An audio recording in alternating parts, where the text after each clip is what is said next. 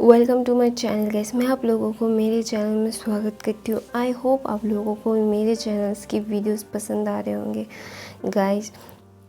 हाँ, मुझे पता है मैंने थोड़ी सी बोलने में थोड़ा सा लेट बोलती हूँ, तो इसलिए आई एम सो सॉरी। तो गाइस, मेरे चैनल को सब्सक्राइब करना, लाइक करना, कमेंट करना। ये माफिया वर्ल्ड का सेकेंड पार्ट है। आई होप आप लोगों को ये फैनफिक वॉन्शन फैनफिक मॉडर्न मिला के आप लोगों को पसंद आ रहा होगा। तो आई होप मैं स्टार्ट करती हूँ ये। तो हमने लास्ट पार्ट में देखा था कि ईबो का मतलब ग्रैंडपा बोल रहे होते कि तुम्हें अगर मुझे तुम्हारी ज़रूरत होगी तो तुम आओगे। तुमने कहा था, मुझे लगता है कि तुम्हें बुलाने का वक्त हो रहा है, लेकिन मैं तुम्हें बुलाना नहीं चाहता था। मैं सच में तुम्हें इस दुनिया में वापस नहीं लाना चाहता था। मैं तुम्हें तुम्हारी ज़िंदगी वापस करना चाहता था, वो नॉर्मल ज़िंदगी जो तुम जी रहे थे। तुम उस पे वापस गए हो। आई होप मुझे तुम्हारी मदद चाहिए, बहुत ज़्यादा चाहिए, लेकिन मैं फिर भी तुम्हें नहीं बुला रहा हूँ, क्योंकि मैं नहीं चाहता कि तुम अपनी ज़िंदगी फिर से इस अंधेरे में गुजारो। इस अंधेरी दुनिया ने तुमसे छीना है, सिर्फ छीना है, तुम्हें कभी कुछ नहीं दिया। लेकिन मुझे तुम्हारी ज़रूरत है, मुझे इस दुनिया में तुम्हारी ज़रूरत है। तुम थे तो इस दुनिया पे मैं राज करता था। अभी देखो, मेरे ग्रुप के लोगों को मारा जा रहा है, लेकिन मैं कुछ कर नहीं पा रहा हूँ। मेरा पोता काबिल है क्यों, लेकिन उसे तुम्हारे साथ की ज़रूरत है। अगर तुम उसके साथ होते तो वो इस दुनिया पे मेरे जैसा राज कर पाता। मेरे पास कोई था जो मैं उसके लिए इस दुनिया पर राज कर पाता था। तुम उसके लिए होते तो वो भी इस दुनिया पर राज कर पाता, लेकिन तुमने तो इस दुनिया को ही छोड़ दिया। प्लीज़, अगर मैं तुम्हें वापस लाऊं तो मुझ पे गुस्सा मत होना। मुझे तुम्हें मेरे पोते को तुम्हारी ज़रूरत है। अगर मैं मेरे पोते का अच्छा चाहता हूँ तो तुम मुझे चाहिए हो। मैं मेरे पोते को बहुत प्यार करता हूँ। आई एम सॉरी, अगर मैं तुम्हें बुलाऊँगा तो वो ना रोने लगते हैं और बोलते हैं चलो चलते हैं, फिर वो ना चले जाते हैं। फिर इसका नौकर बोलता है कि आपको उसे बुलाना ही होगा, वरना हमारा ग्रुप टूट जाएगा, ख़त्म हो जाएगा। इतनी मुश्किल से जो आपने खड़ा किया था, उसने आपकी मदद की थी खड़ा करने में, एक बार बचाने में। हम सब पहली बार ख़त्म नहीं हो रहे। उस बार उसने बचा लिया था हमें, इस बार भी वो ही बचाएगा, और उसका वो काम है, उसकी वो ड्यूटी है आपकी मदद करना। फिर वो लोग चल जाते हैं, और दूसरी तरफ ईबो गुस्से में सब कुछ तोड़ रहा होता है। वो बोलता है क्यों मैं अच्छे से कुछ नहीं कर पा रहा हूँ, मैं सब कुछ गलत हो रहा है, मैं क्या करूँ, मैं उसे ढूंढ नहीं पा रहा हूँ। अगर मैं उसे ढूंढ लेता, मैं उसे जान से मार देता। मैं क्या करूँ, मुझे कुछ समझ नहीं आ रहा है, मैं क्या करूँ।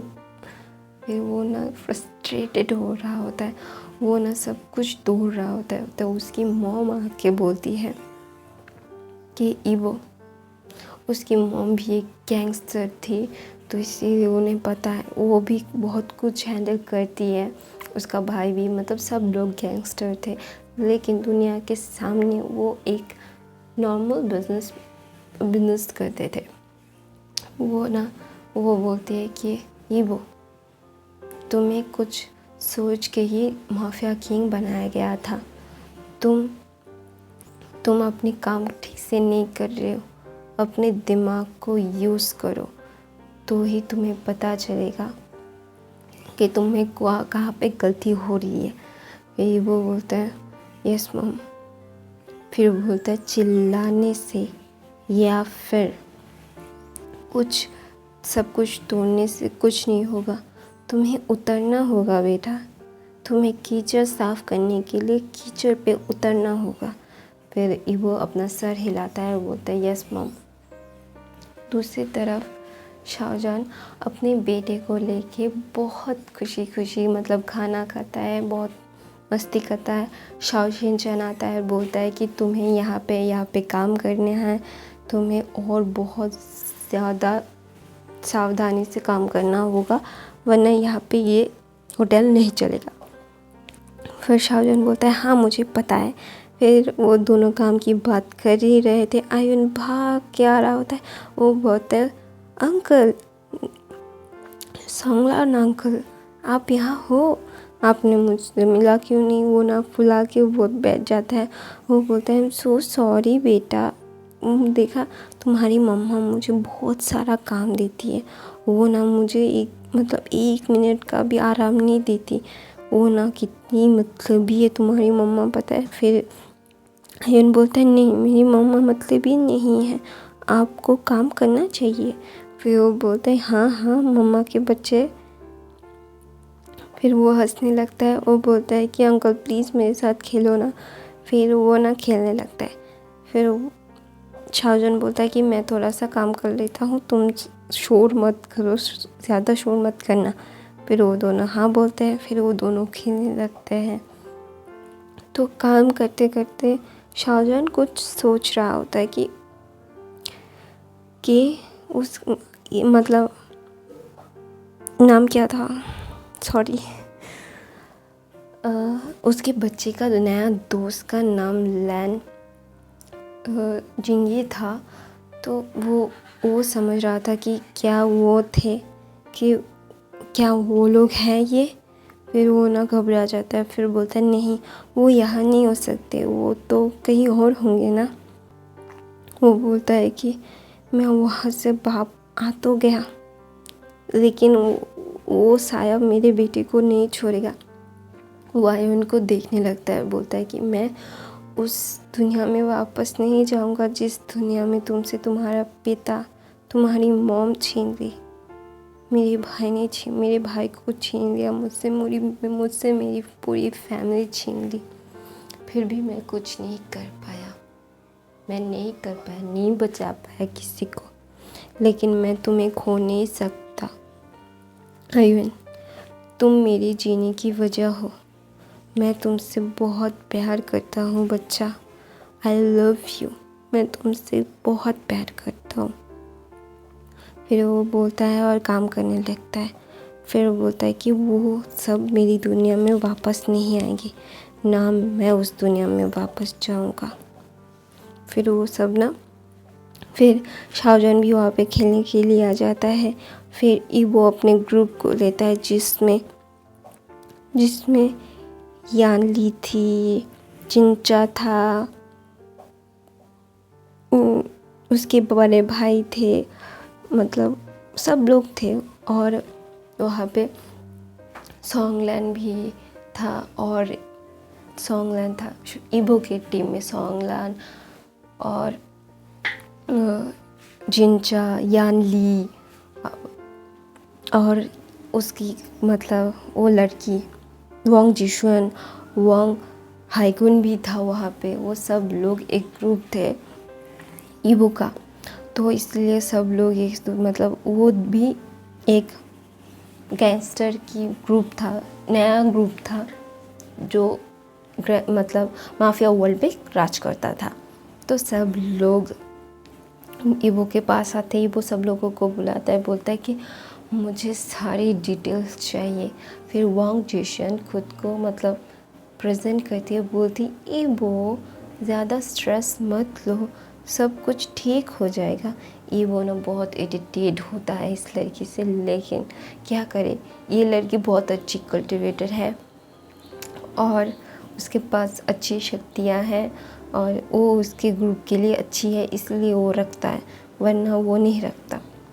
तो वो ना उसका दिल करता है कि वो उससे फेंक दे कहीं पे उसकी ज़िंदगी से।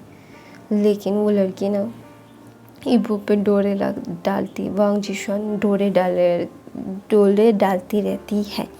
वो ना ईबो को अपने खूबसूरती के जाल में फंसाना चाहती है, लेकिन ईबो तो भाई कितना कोल्ड इन नेचर है, सब लोग उससे डरते हैं क्योंकि वो ड्रैगन फॉर्म है। बहुत कम अल्फाज के पास ये ड्रैगन की शक्ति होती है, तो ये सिर्फ उसके ग्रैंडपा के पास थी और ईबो के पास है। उसके पापा के पास भी नहीं थी, ईबो के पापा के पास भी नहीं थी, उसके अंकल के पास भी नहीं आई थी, उसके बड़े भाई के ऊपर भी नहीं गया था। ये सिर्फ उसके ग्रैंडपा से उसके पास आया था, इसलिए वो माफिया किंग बना है। तो इसीलिए ना वो बोल रहा था कि मुझे वो ज़िंदा या मुर्दा चाहिए जो मेरे ग्रुप के लोगों को मार रहा है। वो ना बहुत फ्रस्ट्रेटेड हो रहा होता है, वो ना बहुत बोल रहा होता है कि ढूंढो। वो सब लोगों को ना एक खुफिया जगह पे बुलाता है और सब लोगों को काम पे लगाता है। यानली भी माफिया थी, यानली एक अल्फ़ा थी और जिंजा भी एक अल्फ़ा था। तो सब लोग ना बहुत ज़्यादा बोलते कि जाके काम करो। वांग जिशन को भी बोलती मुझे सिर्फ और सिर्फ वो चाहिए जो ये सब कर रहा है। तो वांग जिशन भी हाँ बोलती है। तो ईवो ना सोचने लगता है अगर कोई हमारे अंदर से मदद नहीं कर रहा है तो किसी को भी नहीं पता होगा, कोई अंदर का ही है जो सब कुछ लीक कर रहा है और सब कुछ हमारा तबाह करना चाहता है, हमारी शक्तियाँ कम करना चाहता है। तो वो ना सब लोग को काम पे लगा देता है ईवो। वो बोलता है कि मुझे प्रूफ करना होगा दादू को कि मैं माफिया किंग बनने के लायक हूँ। फिर सीन चेंज होता है उसके ग्रैंडपा के पास। वो बोलता है ईवो मुझे पता है तुम काबिल हो, लेकिन जैसे मैं काबिल था मैं ऐसे ही काबिल नहीं हो गया था।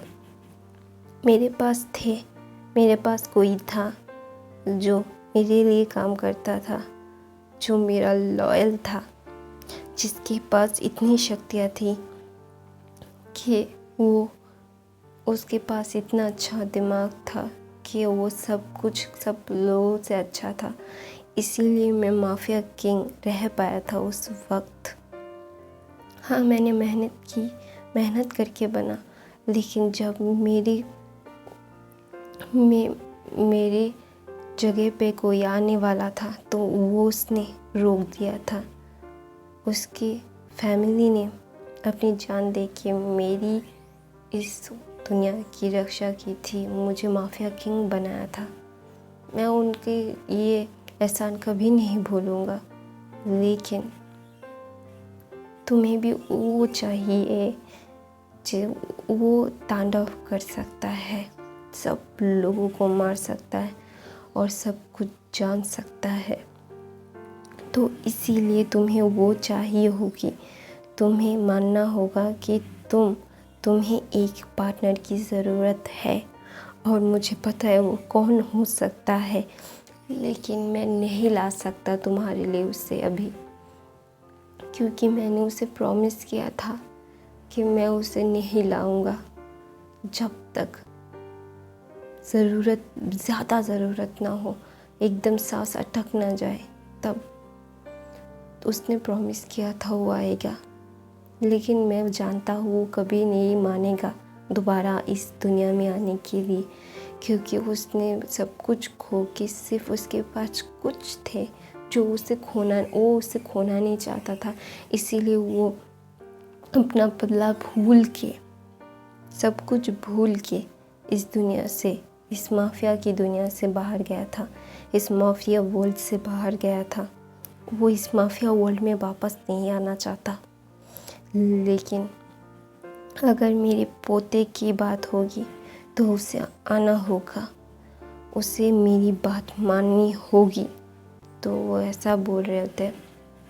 दूसरी तरफ शाहजहां अपने काम में इतना बिजी हो जाता है कि वो देखता है कि आइवन शाओ के बाहों में सो गया था। वो शाओ भी कल्पा था। वो बोलता है कि आइवन सो गया है, मुझे लगता है उसे सुला देना चाहिए। फिर वो बोलता है रुको मैं आता हूँ, और तुम्हें अभी जाना चाहिए। फिर वो बोलता है हाँ मुझे जाना चाहिए, बाय। फिर शाओ मुड़ता है, बोलता है कि मुझे क्यों नहीं शाहजहां। फिर वो ना समझ जाता है। वो बोलता है हाँ। फिर बोलता है शाओ बोलता है कि मुझे लगता है कि उस दुनिया से तुम्हें बुलावा सकता है।